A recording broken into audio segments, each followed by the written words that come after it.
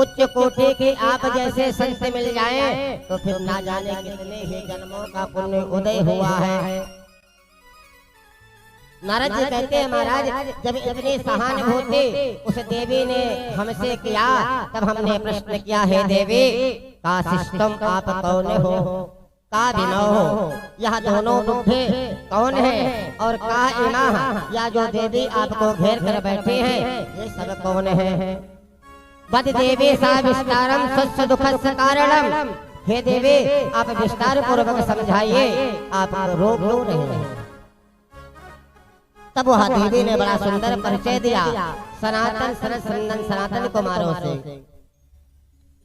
नारद जी कहते हैं कि जब इतनी सहानुभूति है तब वह देवी ने अपना परिचय दिया कि अहम भक्तिरिति ख्याता इमो में दो तनयो मतो ज्ञान वैराग्य नामानो कालयोगे। हे महाराज, मेरा नाम भक्ति है और जो पुत्र ये दो मूर्छित अचेतना अवस्था में पड़े हुए हैं ये मेरे ही दो पुत्र हैं। एक का नाम ज्ञान है और एक का नाम वैराग्य है। मगर विडंबना तो देखिए, माँ युवती और पुत्र दोनों वृद्ध हैं। यह देख करके भक्ति महारानी बड़ा दुखित हुई। भक्ति महारानी कहती, महाराज जी हमने हर जगह भ्रमण किया, दक्षिण भारत में मैं पैदा हुई, कर्नाटक में बड़ी हुई, महाराष्ट्र आदि प्रदेशों में मेरा कहीं कहीं पर बहुत सम्मान हुआ, पर कई प्रदेशों में पाखंड निर्दह पाखंड परायण लोगों से मैं बड़ा दुखी हूँ। वृंदावनम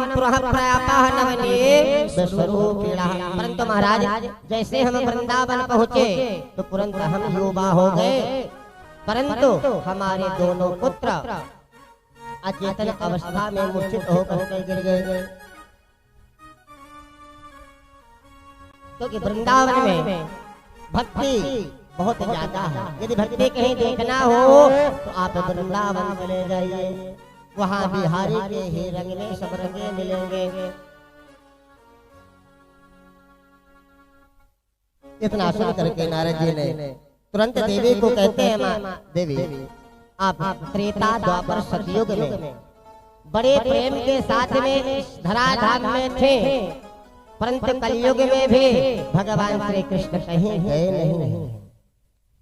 आप बड़े भाव के साथ में यहाँ पे रहिए, क्योंकि भगवान श्री कृष्ण आज भी हम सबके बीच में उपस्थित है। नारद जी ने तुरंत भक्ति महारानी को वचन दिया कि माता जी आप वृंदावन छोड़कर ना जाइए, क्योंकि आज हर क्षेत्र के लोगों को जब तक 2-4 बार विदेश का सर्टिफिकेट ना मिल जाए तब तक वह शुद्ध महात्मा कहलाता भी नहीं है। आज तक जिसकी दृष्टि भी देखा जाए सबकी दृष्टि विदेश की तरफ है। कोई भी संत हो 2-4 बार वो विदेश घुमाए तो उसको संतत्व प्राप्त हो जाता है। तो हे आपको कहीं जाने की आवश्यकता नहीं है। नारद जी कहते हैं कि माता वर्षे वर्षे कमन जाता मंगला नाम दृश्य। अभी तो कुछ ये मंगलाचार दिख भी रहा, परंतु वर्षे वर्षे कमन जाता, जैसे जैसे समय आगे बढ़ेगा ये मंगलाचार बिल्कुल दिखना बंद हो जाएगा। परंतु धन्य है ये ब्रजभूमि, इस कलिकाल में भी आप नवयुवती बन करके नाच रहे हैं। नाना प्रकार से नारद जी ने भक्ति महारानी को समझाया, तो भक्ति महारानी ने नारद जी के वचनों को श्रवण करके धन्य हो गई। भगवान नारद मुनि कहते हैं कि ब्रजभूमि धन्य है, इस कलिकाल में भक्ति महारानी इस प्रकार से आनंद के पूर्व रह रहे हैं। नारद जी बोले, माँ यदि आप मुझसे पूछ रहे हैं तो ध्यान से सुनिए। भगवान श्री कृष्ण अपनी लीला संपन्न करके परम धाम को गए हैं। उस दिन कलयुग अपने पैर इस मृत लोक पर जमाना प्रारंभ कर दिया और महाराज परीक्षित इसको मारने के लिए उद्यत हुए, परंतु दीनहीन शरणं गतः। भट्टी महाराज ने कहती महाराज ये कलयुग इतना दुष्ट था तो महाराज परीक्षित ने इसको दंड क्यों नहीं दिया। नारद जी कहते हैं देवी कलयुग में अनेक अवगुण थे, परंतु कलयुग में एक बहुत सुंदर गुण था। यद फलम नास्ति तपसा न योगेन समाधिना तद फलम लभते सम्यक् कलौकेशे। कलयुग में बहुत सुंदर गुण था। कहते हैं व्यक्ति के अंदर कितने अवगुण हैं उस पे ध्यान देने की आवश्यकता नहीं है। सार सार को गहरा थोथा दिया उड़ाए। भाई उसके अंदर क्या है उससे मुझे मतलब नहीं, परंतु मुझे लेना क्या है विचारणे ये विषय है। तो कलयुग में गुण क्या था? तो कहते हैं त्रेता द्वापर सतयुग में जब हजारों वर्ष तपस्या करने से जो फल मिलता है वो कलयुग में केवल भगवान नाम संकीर्तन से मानव को प्राप्त हो जाता है। गोस्वामी तुलसीदास कहते हैं कलयुग केवल नाम आधारा, कलयुग केवल नाम आधारा, कलयुग केवल नाम आधारा, कलयुग केवल नाम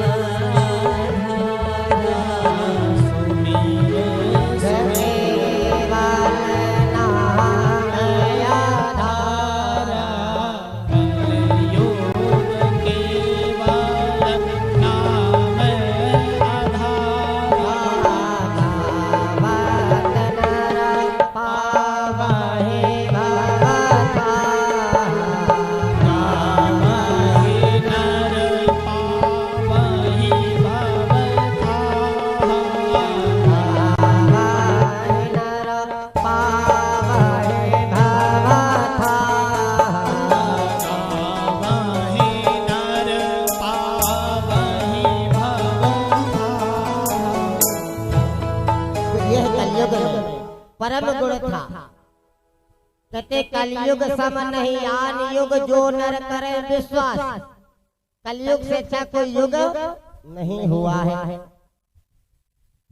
क्योंकि कलयुग में केवल मानव को भगवान नाम संकीर्तन से ही मुक्ति की प्राप्ति हो जाएगी। उसको कई हजारों वर्ष माला लेकर जपने की आवश्यकता नहीं है। नारद जी ने भट्टी महाराज को समझाया और नारद जी को कि यह वचन सुन करके भक्ति मैया गदगद करके बोले मेरे बड़े भाग्योदय हुए हैं जो आपके दर्शन मुझे प्राप्त हुए हैं। तब नारद जी कैसे वचन सुन करके भक्ति महारानी अति प्रसन्न हो गए और नारद जी के गुणगानों को गाना भक्ति महारानी ने प्रारंभ किया। और नारद जी के गुणगानों को भक्ति महारानी ने गाना प्रारंभ किया। जयते जयते माया यस्य धाया धवस्ते वचन रचन एकम केवलम चाकलय्यम। जयते जयते माया यस्य धाया धवस्ते वचन रचन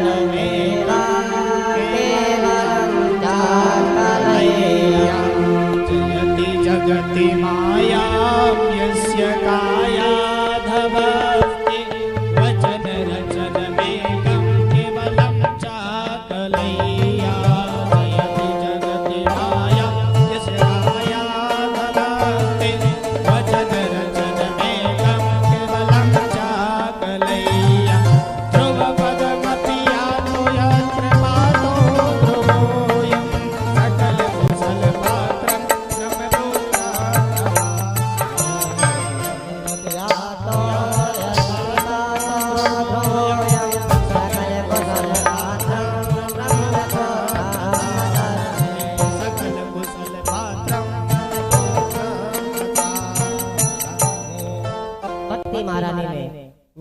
के गुणगानों को गाया। तब नारद जी कहते हैं, भक्ति मार्ग में कहती है, महाराज आप कोई साधारण संत थोड़ी ना है। अरे आपके वचन पर निष्ठा करके कयादो नंदन प्रहलाद जी ने 5 वर्ष में भगवान को प्राप्त कर गए। ऐसे आप विरक्त संत हैं। भगवान नारद जी कहते हैं कि हे देवी, गोविंद की स्मृति सारे ऋषियों को अपने आप मुक्त करा देते हैं, तो आप चिंता ना करें। हम आपके दोनों पुत्र को पुनः युवा करने का प्रयास करते हैं।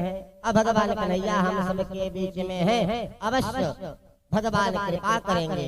तो आइए हम पहले भगवान के गुणगानों को गाते हैं। ब्रज के नंदलाला, राधा जी के सावरिया, सब दुख दूर हुए जब तेरा नाम लिया। अब भगवान नारद जी ने भक्ति मैया के सामने बड़ा सुंदर गायन किया। ब्रज के नंदलाला, राधा जो के सावरिया, सब दुख दूर हुए जब तेरा नाम लिया। ब्रज के नंदलाला,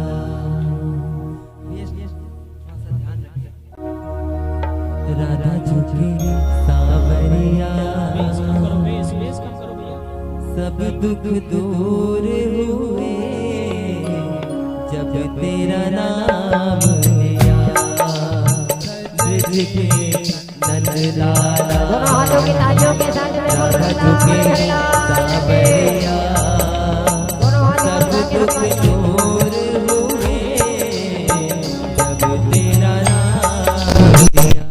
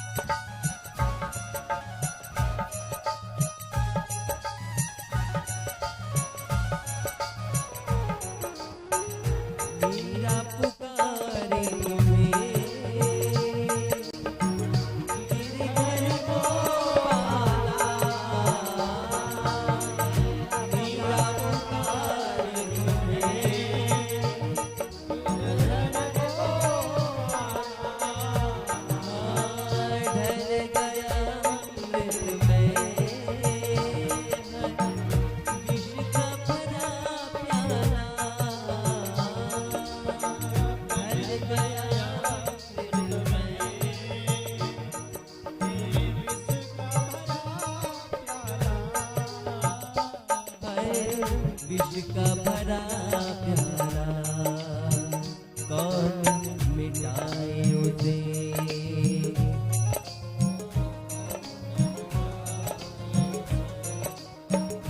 कौन मिटाए उसे, जिसे तूने राख लिया।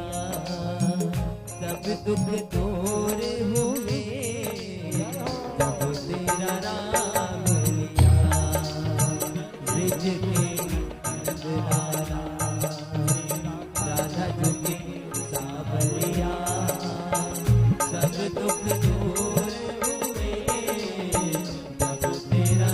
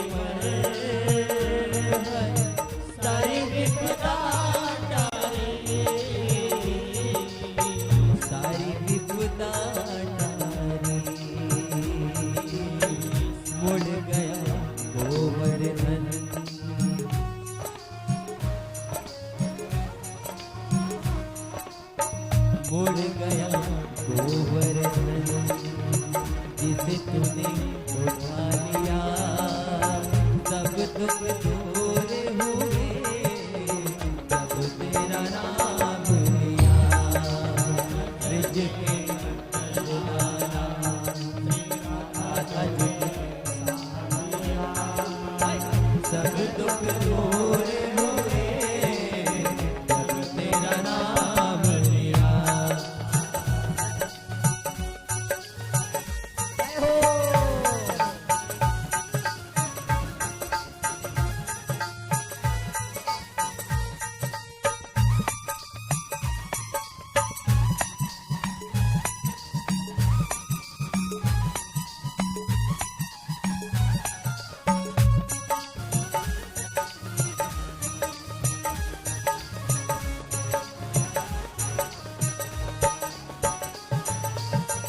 नैनों में शाम बसे मन में बनवारी।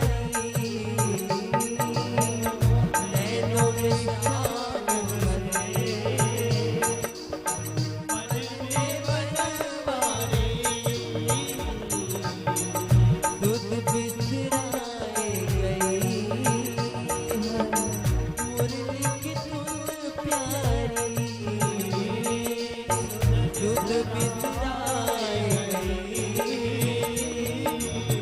मुरली की धुन प्यारी। मुरली की धुन प्यारी। मेरे मन मंदिर में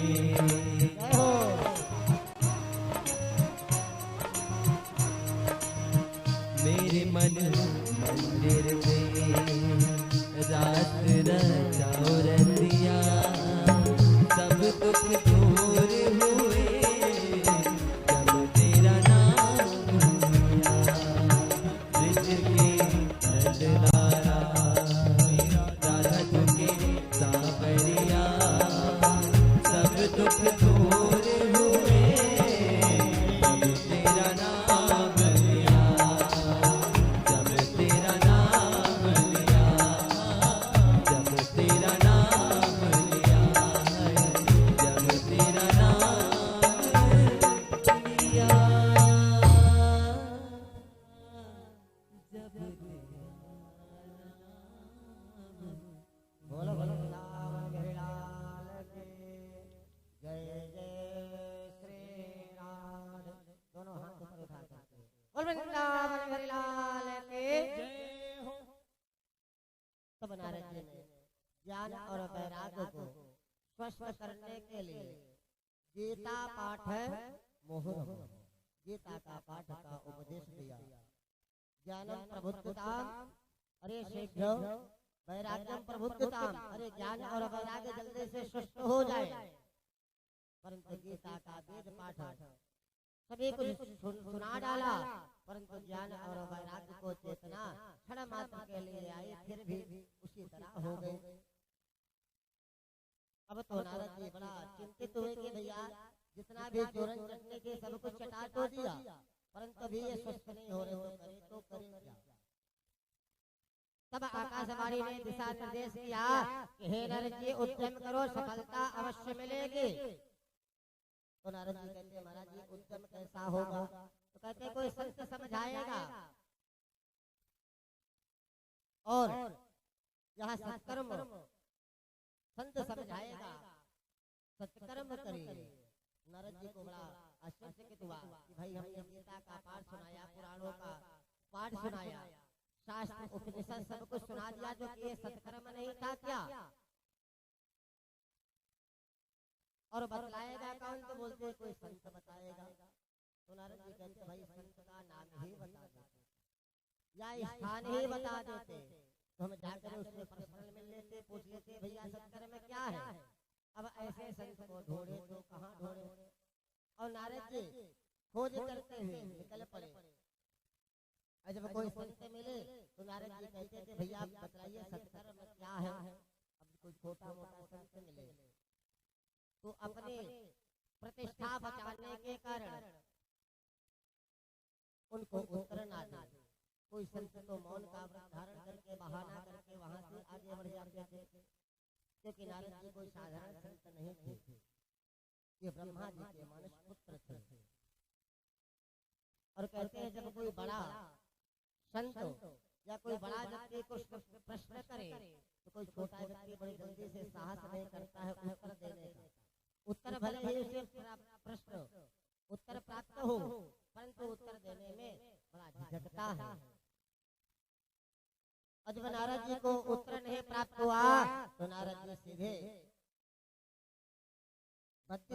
ज्वालापुरी के लिए प्रस्थान कर गए। तब नारद जी ने कहा कि मम चिंतम करो देवर्षं हर्ष चिंतेशमावयः उत्तम सुख साध्यो वा वर्तते पूर्वजेयः। सनकादियों ने कहा जो सत्कर्म आकाशवाणी ने कहा था वह कोई और नहीं बल्कि श्रीमद् भागवत की कथा है।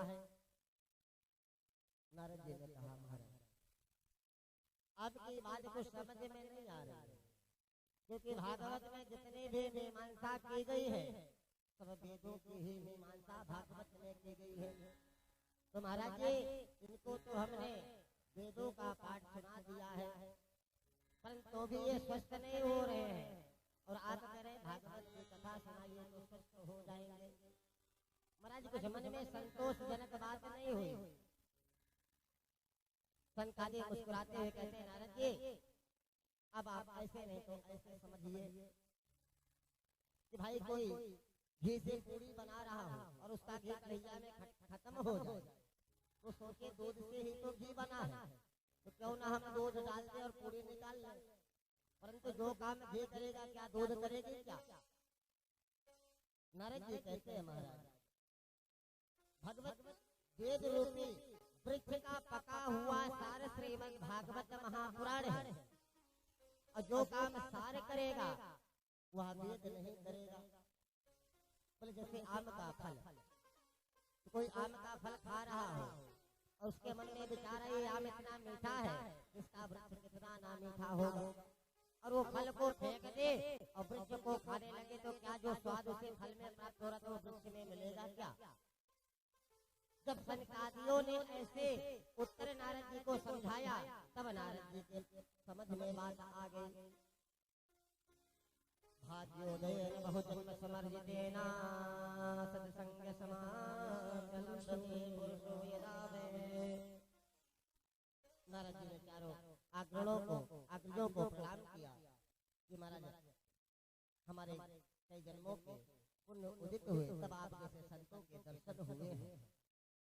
तुरंत नारद जी ने उनका गुणगान गाते हुए कहा कि बिनु सत्संग विवेक न होए, बिनु सत्संग विवेक न होए,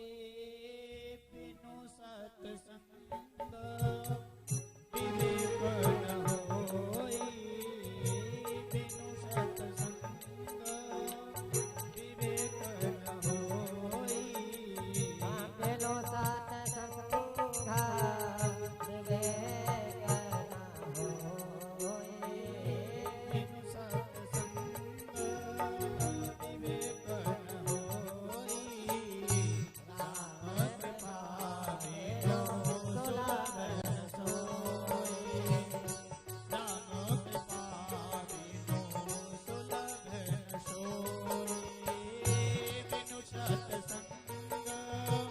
विवेक न होए,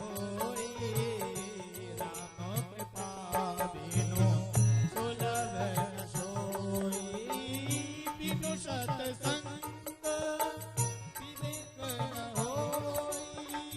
बिनु सत्संग विवेक न होई, बिनु सत्संग विवेक न होई, राम पाबिनु सुलभ न सोई, राम कृपा बिनु सुलभ न सोई।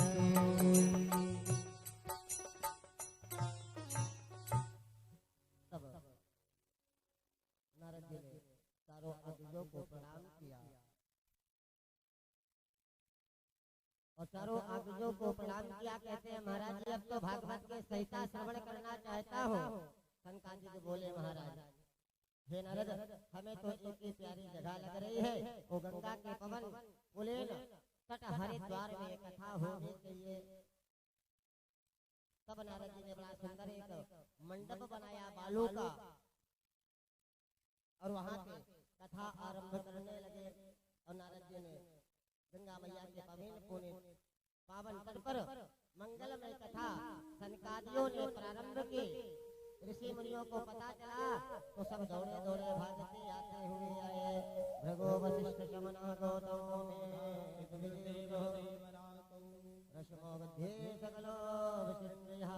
सभी ऋषिगण जो गृहस्थ संत थे सब अपने परिवार के साथ हैं, जो ब्रह्मचारी संत थे वो अपने शिष्यों के साथ में सब गंगा के तट पर आकर के गंगा के तट पे सनकादियों के साथ बैठ कर के कथा शुभ आरंभ किया। सदा से प्या सदा से प्या सदा से प्या सदा से प्या सदा से प्या श्री भागवती की कथा यस्या श्रवण मात्रेण हरिसेवा तथा ध्वनि। सनकादि चारों भाइयों ने श्रीमद् भागवत की महिमा मुक्त कंठ से गा रहे थे कि उसी क्षण एक दिव्य अलौकिक नाम संकीर्तन की ध्वनि सुनाई कानों में पड़ने लगी। भक्ति सुतौ तो तरुणो नवा प्रेमय करो पे सहसा हरे कृष्ण गोविंद हरे मुरारे नारायण भक्ति महाराज ने अपने पुत्र और ज्ञान और वैराग्य के साथ में वहाँ पर प्रकट होकर के ताता थैया करके नाच उठे। हरे कृष्ण गोविंद हरे मुरारी हे नाथ नारायण वासुदेव। कृष्ण गोविंद हरे मुरारी हे नाथ नारायण वासुदेवा। श्री कृष्ण गोविंद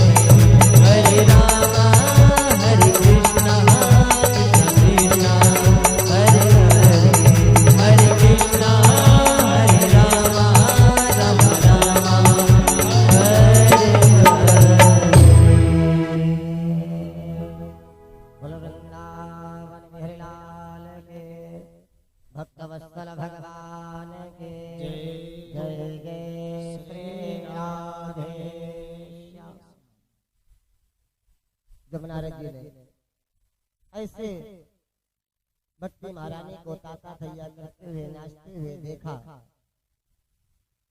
तब सनकादियों से नारद जी प्रश्न करते हैं कि हे महाराज,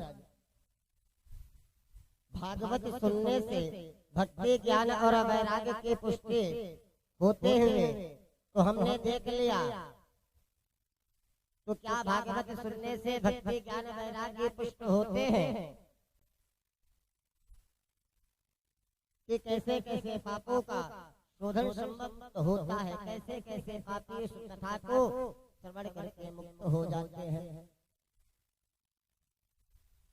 तब सनकादि मुस्कुराते हुए कहते हैं नारद जी, कैसे कैसे पापी तरते ही नहीं है, ये मानव पाप सर्वदा, जो मानो पाप के सिवा कोई दूसरा काम ही नहीं किया हो, ऐसे भी पापी भागवत की कथा सुन करके कर जाते हैं।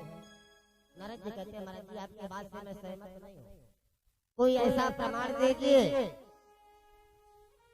सनकादियों ने कहा, हे नारद जी, तुम्हें एक इतिहास सुनाता हूँ कि अत्रते कृतयस्य इतिहासा यस्य श्रवण मात्रेण प्रजाते।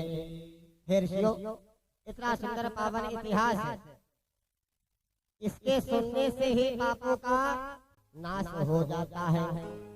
कहते हैं तुंगभद्रा नदी के तट के किनारे एक गांव में एक पंडित जी रहा करते थे, जिनका नाम था पंडित आत्मदेव शर्मा। और हमारे शर्मा परिवार की कथा करवा रहे हैं। और बड़े ही विद्वान थे, द्वितीय भास्कर के समान बड़े विद्वान थे और बड़े ही विशुद्ध थे, और जिनकी पत्नी का नाम श्रीमती धुंधली देवी था। और पंडित जी जितने स्वभाव के सीधे थे, पत्नी उतना ही अपोजिट थी, भयंकर झगड़ालू थे। जब तक पड़ोसी से लाठी चार्ज ना हो जाए तब तक पेट का भोजन पचता ही नहीं था। और एक दिन पंडित जी ने गृहस्थम वनांगत्वा, वह ब्राह्मण घर छोड़ करके वन की ओर चल गए और एक वृक्ष के नीचे बैठकर आंसू बहाने लगे। इतने में एक संत वहां से निकले, ब्राह्मण को आंसू देख करके वह ब्राह्मण संत रुक गए। और ब्राह्मण को रोते हुए संत ने देखा तो प्रश्न किया कि भाई वन में कोई रो रहा है, तो भगवत की प्राप्ति के लिए रो रहे हो। तो प्रश्न कर बैठे, कथम रोदसी विप्रस्त्वं काते चिंतावले यसे वदत्तं सावरो मह्यं दुःखस्य कारणं। संत ने पूछा, कौन सी चिंता सता रही है, शीघ्र बताओ। ब्राह्मण ने देखा कि संत बड़ा महान भाव दिखाई दे रहा है, तो क्यों ना हम अपने मन की बात कर ले। तो ब्राह्मण कहते हैं, महाराज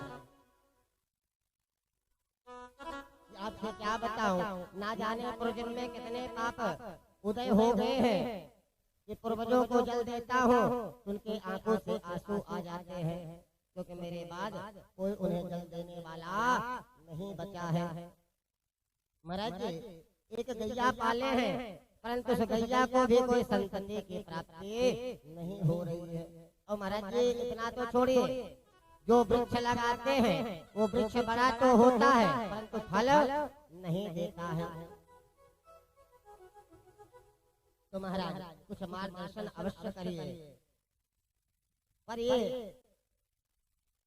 जब इतना सुने तो संत बड़ा विस्मित हो गए कि हमें लगा कि कोई भगवत प्राप्ति के लिए रो रहा है, परंतु ये तो संतान के लिए रो रहा है। मुंच मुंच मुंच ज्ञानम प्रजारोपम बलिष्ठा कर्मणो गते विवेकं तो समस्याः संसार वासनम। हे ब्राह्मण, क्या बेटियों के चक्कर में रो रहे हैं, बेटा बेटियों के चक्कर में रो रहे हैं, या महा अज्ञान है और इससे मानव की गति नहीं होती है। आप तो भगवान के चिंतन में रोइए। अरे राजा सगर के 60,000 पुत्र हुए, कौन से बेटा ने सगर को सुख प्राप्त किया है या दिया है, तो कोई जरूरी नहीं कि संतान को पा करके, बेटा को पा करके हम आप सुखी हो जाएंगे।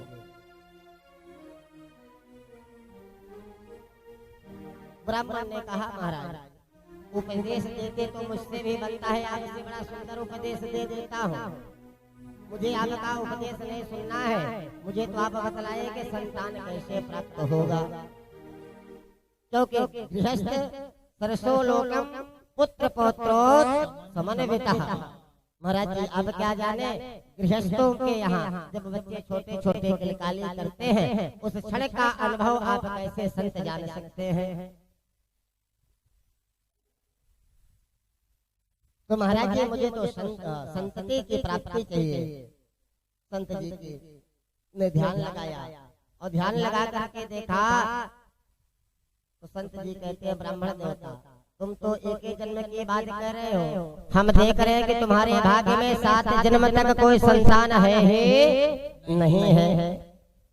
और जैसे संत जी ने सुना, ब्राह्मण देवता ने सुना तो ब्राह्मण की धड़कन तेज हो गई। हे भगवान यहाँ तो इसी जन्म में संतति का दुख प्राप्त हो रहा था और ये जो 7 जन्म की कथा और बढ़ा के चले गए। अब तो ब्राह्मण कहते हैं महाराज हमें तो पता नहीं, हमें तो संतान दीजिए, नहीं तो यहाँ इतना तेज से सर पटकूंगा कि प्राण अंत हो जाएगा और तो ब्रह्म हत्या का पाप आपको लग जाएगा। सब संत जी की धड़कन बड़ी तेज हो गई कि कहाँ जा रहे थे और फालतू में ब्रह्म हत्या मोल लेनी पड़ रही है। अरे विधाता कहाँ पे फंसा दिया।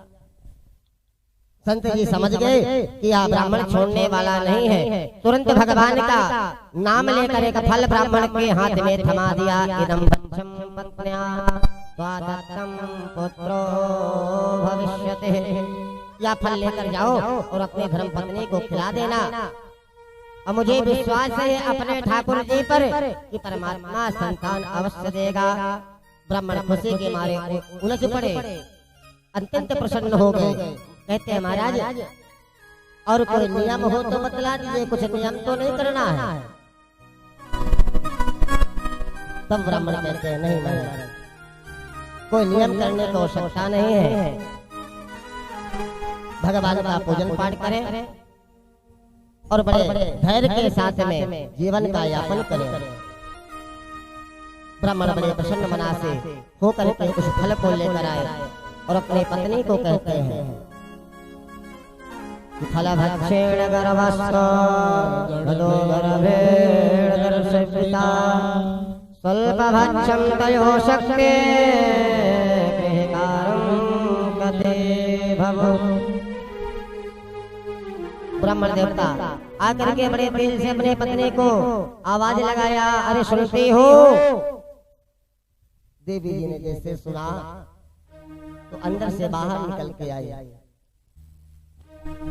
महाराज जी कहते हैं मेरी देवी मैंने फल लेकर आया, इस फल को आप खा लो तो हमें संतति की प्राप्ति हो जाएगी।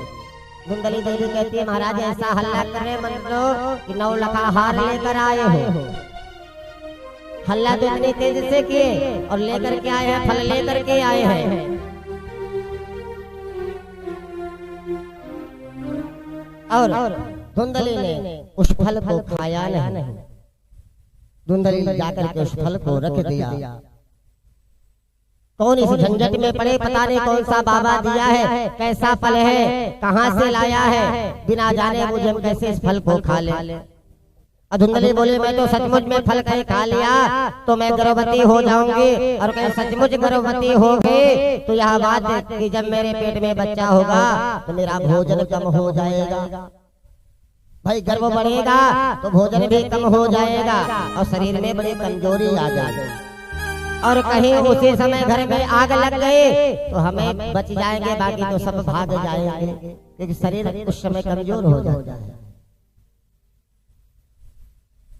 नाना प्रकार के मन में कुतर्क को पाल रही है।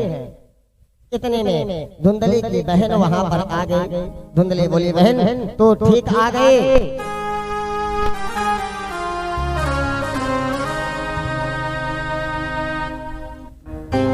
ये महाराज जी ने फल लाया है। तो बहन कोई दूसरी नहीं थी, उसकी पड़ोसी बहन आई। अब पड़ोसियों ने कहा, पड़ोसियों से सारा वृत्तांत बतलाया कि महाराज जी ने फल लाया है, कहीं इस फल को हम खा लेंगे तो गर्भवती ना हो जाए। पड़ोसी कहती है बड़ा अच्छी बात है, हे देवी इस फल को आप खा ले तो आप गर्भवती हो जाएंगे, इससे अच्छी बात क्या है। परंतु नाना प्रकार के तर्क करने लगे।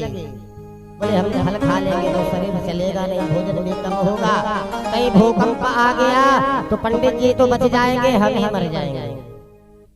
तो वो अपने कहते हैं महाराज हे देवी जब शरीर कमजोर होगा उस समय अपने ननद को बुला करके ननद को नेग तो देने पड़ता है। तो पहले ननद को पहले बुला के खूब सेवा करवा लो, उसके बदले में कुछ ज्यादा नेग दे देना।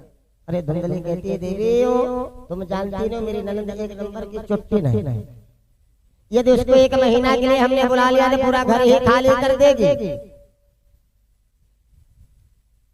देवी घाटे ब्रज ग्रामे फलेदा द्रवणी कथम, नाना प्रकार के उपदेश पड़ोसियों को इतना ज्यादा उपदेश दिया कि पड़ोसियों के मस्तक गर्म हो गया, वो उड़ करके चले गए। एक वहां पर बैठे रहे। धुंधली कहती बैठी हो देवी, हमने सुना है कि सुखदेव जी महाराज माता के पेट में 12 वर्ष तक थे और कहीं मेरा पुत्र 4 वर्ष ही गर्भ में रह गया तो मेरा तो जीना ही नहीं हो पाएगा।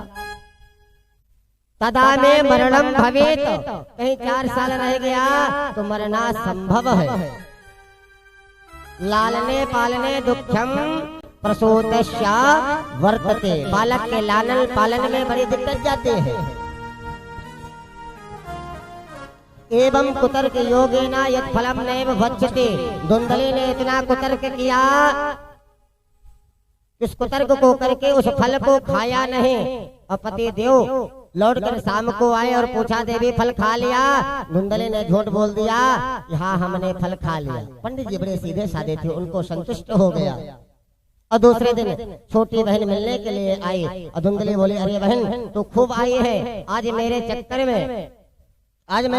में फंस गई हूँ, उसका कुछ समाधान बतलाइए। तब बहन कहती बतलाइए क्या है? तो धुंधली कहती तुम्हारे जीजा जी एक फल लेकर आए हैं, उसको खाने से संतति की प्राप्ति होती है। अरे बहन तुरंत कहती अरे देवी बहन तू बाबा बैरागियों के चक्कर में क्यों फल को चक्कर में पड़ रही है? अरे भला फल खाने से कोई गर्भवती होता है क्या? तो चिंता मत कर, जब मुझे संतान होगी तब मैं अपना संतान तुझे दे दूंगी। और तेरे घर में एक गैया है जिसको आज तक संतान नहीं है, आप ये फल को जाकर के उसको खिला दे और कहीं उसको संतान हो जाएगा तो फल का भी परीक्षण हो जाएगा और जो मुझे पुत्र होगा मैं तुझे दे दूंगी। तो चिंता मत कर, थोड़ा बहुत दे देना, समझ लेंगे संतान के बल दे। धुंधली को बात में तुरंत समझ में आ गया। फल को उठाया जाकर के गौ माता को खिला दिया और अपने स्वतः ही पंडित जी से झूठ बोलने लगी। जब भी पंडित जी पूछे पंडित जी को अब शासन दिया करते थे महाराज जी बड़ा लाभ हो रहा है, मेरे गर्भ में शिशु पल रहा है, मुझे बड़ा लाभ है। और कुछ समय के बाद एक दिन उसकी बहन आकर के उस पुत्र को धुंधली के यहाँ दे करके चली गई। और पंडित जी जो जब बाहर से आए तो धुंधली ने पंडित जी को कहा महाराज जी पुत्र हुआ है।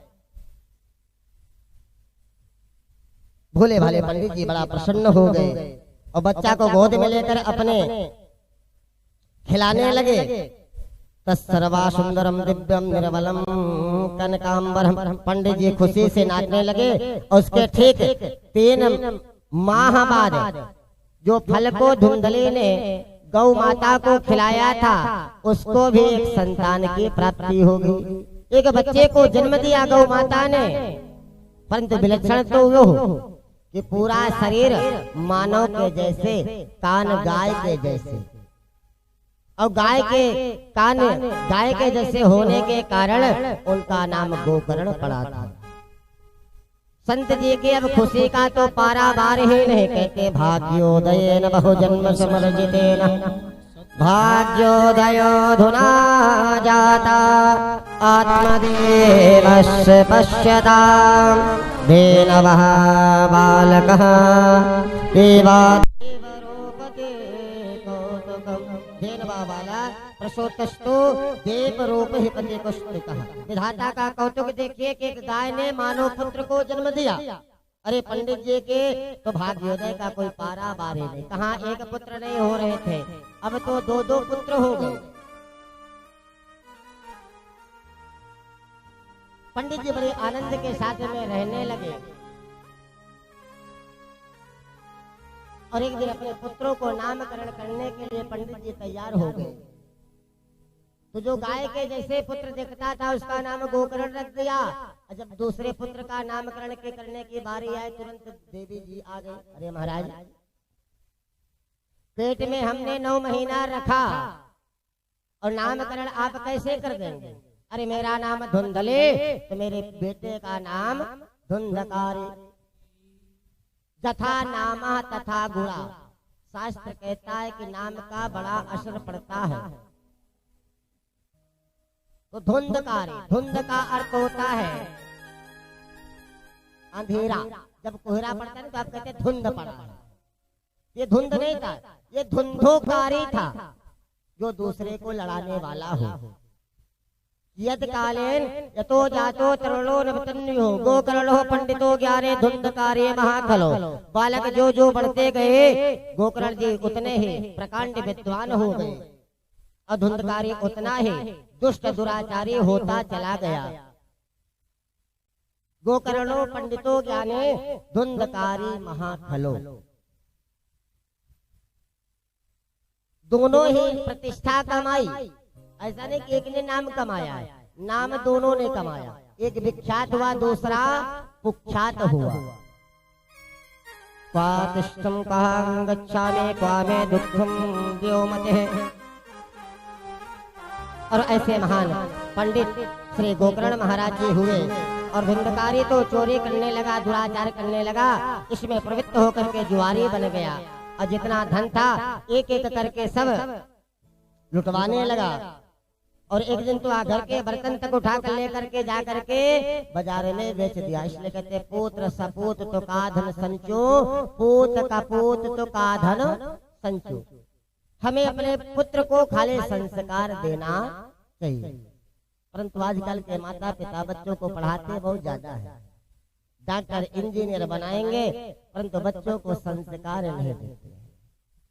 भाई उसको संस्कार ऐसा दीजिए कि पता चले आपका ही संस्कार कोई पड़ोसी करे, तो कम से कम इतना तो संस्कार उसे देना चाहिए। और एक दिन धुंधकारी इन व्यसनों से फंसता हुआ चला गया। कहते एक बार जो फंस गया असत्य के मार्ग में वो जल्दी से निकल के आ नहीं पाता है। गोकर्ण जी तो अच्छा नाम कमाया, परंतु जब आत्मनेय शर्मा जी ने अपने पुत्र के क्रियाकलाप को देखा तो बड़े दुखी हो गए। एक दिन रो रहे थे कि पुत्र नहीं है और आज रो रहे हैं कि पुत्र है तो भी रो रहे हैं। तब गोकर्ण जी महाराज ने पिताजी को उपदेश दिया कि जीवन को संसार में बांधने की 2 रस्सियां हैं। उन रस्सियों का नाम है अहमता और ममता। इन दोनों रस्सियों में जीव बंधा हुआ है, क्योंकि पंच तत्वों का ये धर्मशाला है, किसी का कब्जा नहीं है। जिसका जन्म है उसका मरना सुनिश्चित है। पिताजी ना तो कोई किसी का पुत्र है ना तो किसी का कोई पुत्री है, अपना अपना कर्तव्य को सब निभा रहे हैं। ये नाता खाली यहाँ के लिए बना हुआ है, क्योंकि जीवन कैसा है, हित जाल पावक गगन समेरा। सित जाल पावक गगन समेरा। हित जाल पावक गगन शरीरा। क्षितिज जल गगन समीरा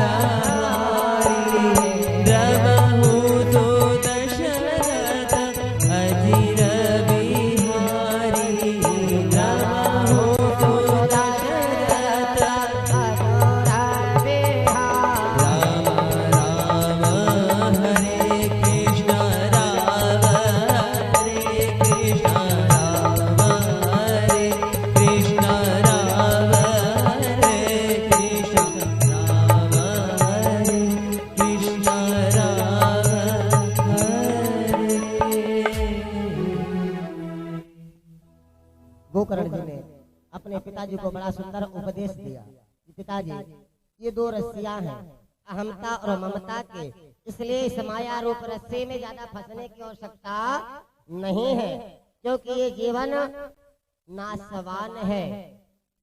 तो इस जन्म का कर जतन बाद में काम आएगा। ये मानव का जीवन मुझे मिला है, इस मानव के जीवन को मुझे बड़े आनंद के साथ में व्यतीत करना चाहिए। कहते बड़े भाग मानुष तन पावा, सुर दुर्लभ सत्य ग्रंथन गावा। तो माया मानव का यह देह मुझे प्राप्त हुआ है, तो क्या ये मानव का देह मुझे भोग भोगने के लिए मिला है क्या? अरे भोग तो जानवर भी भोगते हैं। इस परमात्मा ने इस जीवन को दिया है, तो इसके पीछे भी एक कारण है। जब हमारे कई जन्मों का संचित पुण्य उदय होता है, उस पुण्य के प्रताप से मुझे मानव का देह प्राप्त हुआ है। और मोक्ष का कोई दूसरा मार्ग भी नहीं है। मानव ही जीवन से मानव मोक्ष को प्राप्त कर सकता है। गोकर्ण जी ने पिताजी को नाना प्रकार से उपदेश दिया। गोकर्ण जी नाना प्रकार से उपदेश देते हैं कि महाराज जी, हे पिताजी, आप तो संतों का संग करिए, संतों के साथ में जाकर के आनंद के साथ में समय बिताइए। आपको पुत्र रूपी माया में पढ़ने की आवश्यकता नहीं है। बड़ा सुंदर गोकर्ण जी ने समझाया कि संतन के संग लाग रे, तोरे अच्छे बनेगे। संतन के संग लाग रे, तेरी अच्छी बनेगी। संतन के संग लाग रे, तेरी अच्छी बनेगी। संतन के संग लाग रे, तेरी अच्छी बनेगी। अच्छी बनेगी तेरी, अच्छी बनेगी, अच्छी बनेगी तेरी, अच्छी बनेगी तेरी किस्मत जगेगी। अच्छी बनेगी तेरी संतन के लाग रे, तेरी अच्छी बनेगी। संतन के संग लाग रे, तेरी अच्छी बनेगी। जय हो। किसके किसके बन गए? तो संतों के संग में लगने से किसके किसके बन गए? ध्रुव जी के बन गए, प्रहलाद जी के बन गए। ध्रुव जी की बन गई, प्रहलाद जी की बन गई।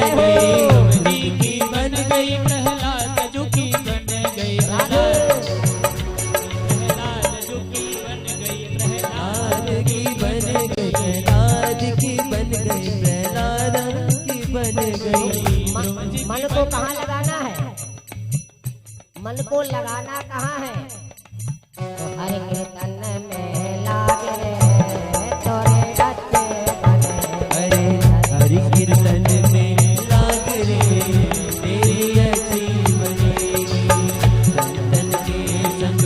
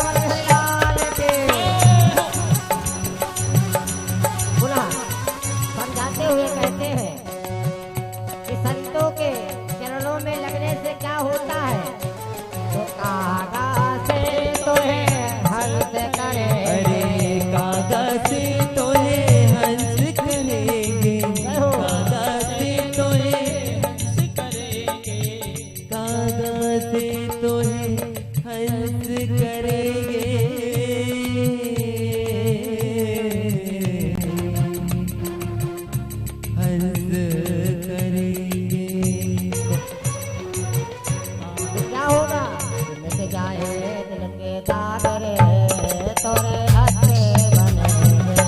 मिट जाए नूर के दाग रे तेरी अच्छी बनेगी।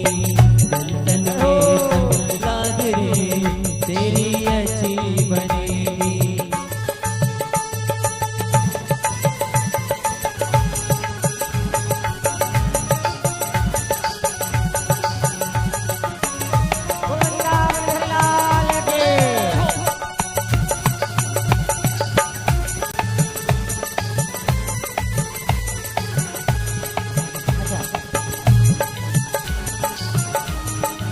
जय हो।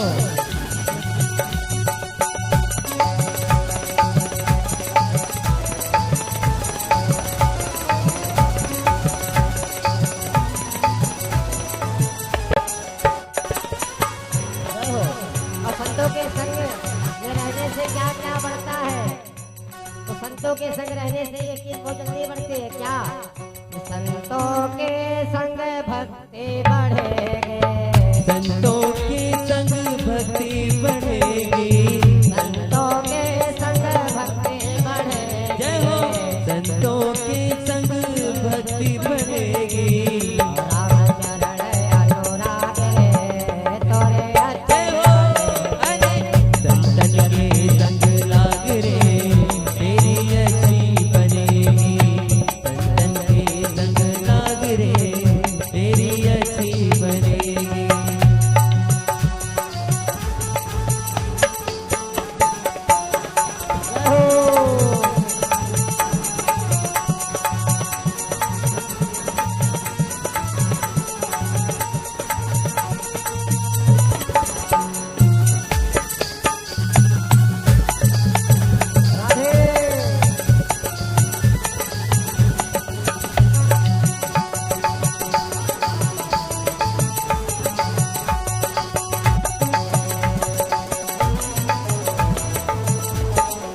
आगे क्या कहते हैं?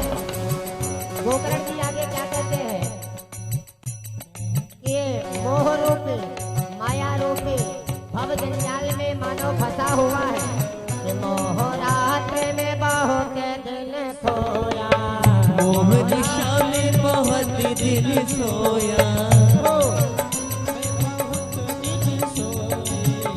मोह निशा में बहुत दिल सोया। मोह निशा में बहुत दिल सोया। जाग सके तो जाग रे तोरे अच्छे बने। जय हो। संतन के संग लाग रे तेरी अच्छी बनेगी।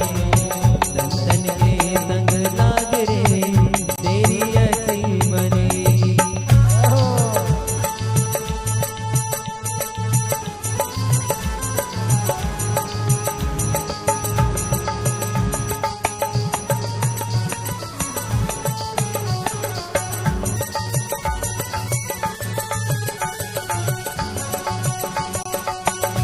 दोनों हाथों की तालियां की सेवा देते हुए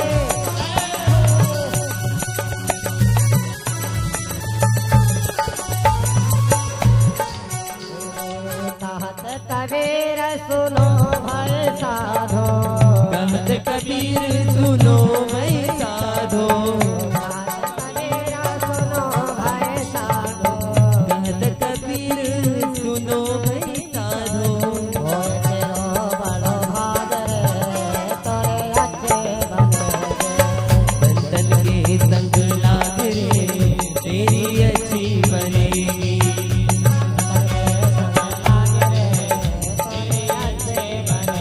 अरे संतन के संग लाग रे तेरी अच्छी बनेगी। संतन के संग लाग रे तेरी अच्छी बनेगी। अरे किस्मत जगेगी तेरी अच्छी बनेगी। रे किस्मत जगेगी तेरी अच्छी बनेगी। अरे तुम रंग पे लाग रे तेरी अच्छी बनेगी। संतन के संग लाग रे तेरी अच्छी बनेगी। तेरी किस्मत जगेगी तेरी अच्छी बनेगी। तेरी किस्मत जगेगी।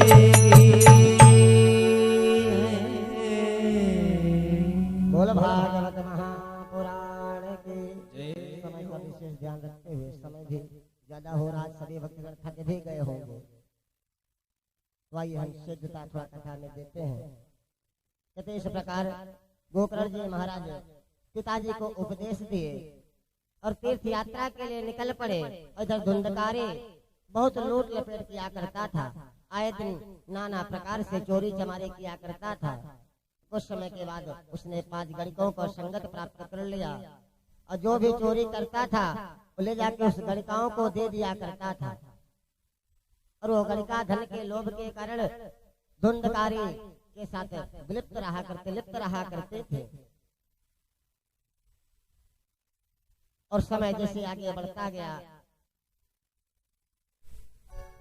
खूब धन दिया करता था गोकर्ण ले जाकर के। एक दिन उन गणिकाओं के मन में आया इतना ज्यादा ये चोरी करके लाके हमें देता है, अब किसी दिन ये पकड़ गया तो हमारा भी राज खुल जाएगा कि भाई चोरी किसके लिए कर रहा है। तो गणिकाओं के पास जब ज्यादा धन इकट्ठा हो गया, एक दिन धुंधकारी ने चोरी करके लाया और उसको रस्सी में बांध करके उसके मुख में अंगार भर दिए और उसके कारण उसका प्राणायन तो हो गया। बोल वृंदावन बिहारी लाल के जय हो।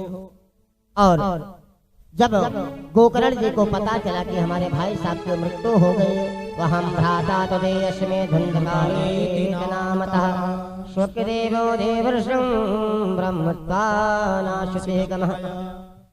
और गोकर्ण जी को जब पता चला कि भाई की मृत्यु हुई तो जो के गया में श्राद्ध किए और गया श्राद्ध करके वो वापस आए घर में विश्राम कर रहे थे कि अचानक एक भीड़ के रूप में धुंधकारी प्रकट हो गया और कभी वो काली छाया दिखती थी, कभी अदृश्य हो जाया करते थे। तुरंत गोकर्ण जी सावधान हो गए और हाथ में जल लिया भगवान के स्मरण करके और उस जल को फेंका और प्रश्न किया तुम कौन हो। तब धुंधकारी ने बोला भैया हम आपके भाई हैं। तब गोकर्ण जी कहते हमने तो आपका गया श्राद्ध आदि सब कुछ कर दिया है, परंतु गया श्राद्ध से भी धुंधकारी की मुक्ति नहीं हुई। तब गोकर्ण जी ने स्मरण किया, तब भगवान ने मार्गदर्शन प्रशस्त किया कि भागवत की कथा से गोकर्ण का उद्धार हो जाएगा। तब गोकर्ण जी ने धुंधकारी के निमित्त साप्ताहिक श्रीमद् भागवत कथा का आयोजन किया और प्रथम गांठ पे प्रथम दिन की कथा में प्रथम गांठ, दूसरे दिन की कथा में दूसरी गांठ, तीसरे दिन की कथा में तीसरी गांठ, इस तरह क्रमशः चलते हुए 7 दिन के अंदर साप्ताहिक कथा श्रवण समाप्त होते होते उस बांस की 7 गांठ चटक गई, क्योंकि 7 बांस में धुंधकारी का आवाहन किया गया था। उस बांस में बैठ करके धुंधकारी भगवान जी की भागवत जी की कथा को श्रवण कर रहा था कि धन्यम भागवती वर्ता प्रेत पीड़ा विनाशते सत्ताहो पीड़धा धन्यम कृष्णम लोक फल प्रदम। और गोकर्ण जी जैसे सप्ताह ज्ञान यज्ञ को संपन्न किए, ये धुंधकारी एक अलौकिक रूप धारण करके बड़े सुंदर रूप में वहां पे प्रकट होकर के भागवत की महिमा को गाया। धुंधकारी जी भागवत की महिमा को गा ही रहे थे, कितने में दिव्य अलौकिक विमान वहां से प्रकट हो गया। आकाश की ओर से दिव्य विमान प्रकट हो गया और जब विमान को आया हुआ देखा तो सब विस्मित हो गए, भैया ये विमान अचानक कहां से प्रकटा हो गया।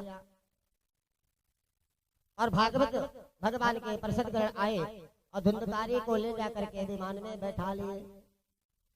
तब गोकर्ण जी भगवत पार्षदों से कहते हैं महाराज आप खाली धुंधकारी को क्यों लेकर जा रहे हैं, भाई कथा तो सबने सुनी है। तब भगवत पार्षद कहते हैं कि कथा तो सबने सुनी है, परंतु किसी ने सुनी है परंतु सुनने के बाद मनन और चिंतन भी नहीं किया है। क्योंकि भगवान के कहते श्रोता वक्ता ज्ञान विधि कथा राम के गुण किम समझे यह जीव जल कलिमल ग्रसित विमोह। जब भगवान की कथा हम सुने तो बड़े भाव के साथ में एकाग्रचित होकर के भगवान की कथा को श्रवण करना चाहिए। भगवत प्रसन्न ने कहा महाराज कथा तो सबने सुना मगर भाव के साथ में खाली धुंधकारी ने कथा को श्रवण किया, इसलिए धुंधकारी को लेकर के जा रहे हैं। अधुंधकारी को लेकर के भगवत प्रसन्न चले गए। सभी श्रोता समुदाय जो बैठे थे वो उदास हो गए। गोकर्ण जी बोले चिंता मत करो, अब एक बार फिर से कथा का आयोजन करेंगे। और श्रावण मास में पुनः कथा का आयोजन हुआ, जिसमें श्रोता समुदाय बड़े भाव के साथ में इस बार सावधान होकर के सुना। और ऐसी कथा हुई कि भगवान श्री कृष्ण प्रकट होकर के गोकर्ण को हृदय से लगा लिया और जितने भी श्रोता थे सब भगवान के धाम के लिए प्रस्थान हुए। संकादिक कहते हैं बताइए नारद जी, अब आप कह रहे थे कि कैसे कैसे पापी इस भागवत को कथा को सुनकर कर जाते हैं। देवर्षि सुन करके गदगद हो गए। महाराज एक अंतिम प्रश्न करूंगा कि भागवत कथा अमृतपान करने के नियम और विधि क्या है और कथा करवाने में खर्च कितना आता है। इस कथा को हम कल श्रवण करेंगे क्योंकि आज आरती का समय भी हो रहा है और सभी भक्तगण जहाँ तक थक भी गए होंगे।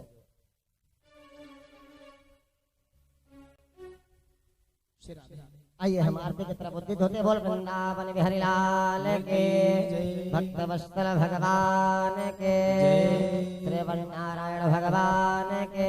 सभी भक्तगण अपने अपने स्थान में खड़े हो जाएंगे, दोनों हाथ जोड़ करके।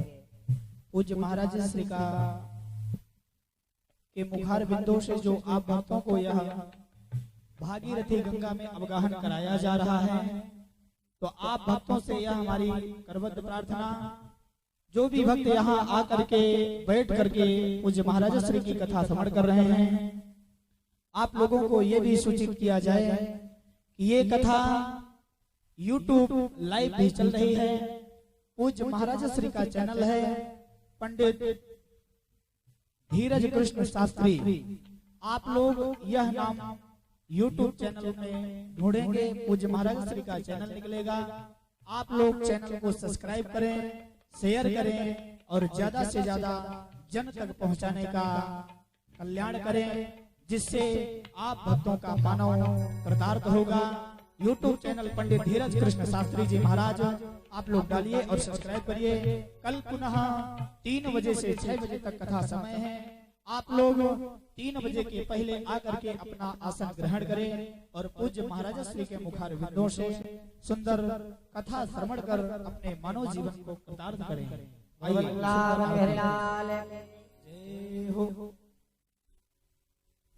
हरि ओम ज्वालामालिन्ये नमः। ओम इदगुं भवेः प्रजननां मे अस्तु दशवीरगुं सर्वगण गुं स्वस्तये आत्म शनि प्रजा शनि पशु शनि लोक शनि भय शनि अग्नि प्रजा बहुला में करोद्वन्नं पयोरे तोषमा सुधत्ता। आरती कुंज बिहारी के श्री गिरधर कृष्ण मुरारी। आरती कुंज बिहारी के श्री गिरधर कृष्ण मुरारी। आरती कुंज बिहारी के श्री गिरधर कृष्ण मुरारी। आरती कुंज बिहारी के श्री गिरधर कृष्ण मुरारी। गले में गई जसनी माला बजावे मुरली मधुर माला। शबल में कुंडल जलकाला, शबल में कुंडल जलकाला। नंद के नंद श्री आनंद कदम मोहन ब्रज कदम राधिका रमण प्यारे। गिरधर कृष्ण मुरारी। आरती कुंज बिहारी गिरधर कृष्ण मुरारी। मदन सब अंग कांति राधिका चमक रही हारी। लतन में ठाणे बदमारे, लतन में ठाणे बदमारे। भ्रमर से कस्तूरी चंद्र से ललित छवि श्यामा प्यारे। श्री गिरधर कृष्ण मुरारी। आरती कुंज बिहारी श्री गिरधर कृष्ण मुरारी। आनंदमय भोर मुकुट बिरसे देवता दर्शन को तरसे। लगन को सुमन राशि बरसे देवता दर्शन को तरसे। बजे मुरझा मधुर मृदंग ग्वालिनी संग अतुल रति गोप कुमारी। श्री गिरधर कृष्ण मुरारी।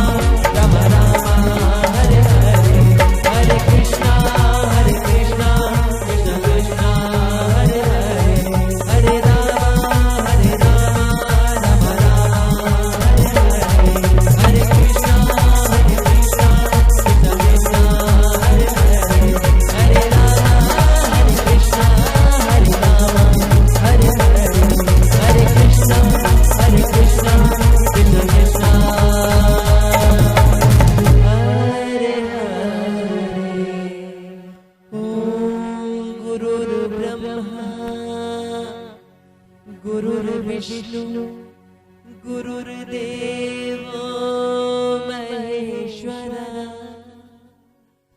गुरुर्साक्षात् परब्रह्मा तस्मै श्री गुरुर्वे नमः। जय जय श्री राधे। हरि ओम। मंगलम भगवान विष्णु मंगलम गरुड़ध्वजा मंगलम पुंडरीकाक्ष मंगलाय तनो हरिः। जलेन शीतले कर्णं पुष्पै देवाभिवन्दनम् आरोग्यात्माभिवन्दनम् चक्षुर्वन्दनं हस्तौ प्रक्षालनम्। हरिः ओम। गगनेनाज्ञमय जन्तो देवास्तानि धर्माणि प्रथमान्याशंसादेहनाकं महिमानः सचन्द्रपूर्वे साध्याः शान्तिदेवाः एकदन्ताय विद्महे वक्रतुण्डाय धीमहि तन्नो दन्तिः प्रचोदयात्। ज्ञानगङ्गाय धीमहि पञ्चवेदाय धीमहि तन्नो श्रीमद्भागवत प्रचोदयात्। नानाविधानपुष्पाणि यथा कालोद्भवानि च पुष्पाञ्जलिर्मया दत्तो गृहाण परमेश्वर श्रीबालकृष्णाय नमः। पुराणपुरुषोत्तमाय नमः। चरणकमलयोः मन्त्रपुष्पाञ्जलिं समर्पयामि। बुलिवृन्दावन बिहारीलाल की श्रीमद्भागवत महापुराण की श्री हनुमान जी महाराज की सद्गुरुदेव भगवान की व्यास जी महाराज की सुखदेव भगवान की पितृदेवता की धर्म की अधर्म का उद्धार प्राणियों में विश्व का गौ माता की गौ हत्या सत्य सनातन वैदिक धर्म की आज के आनंद की जय जय श्री राम जय जय श्री राम जय जय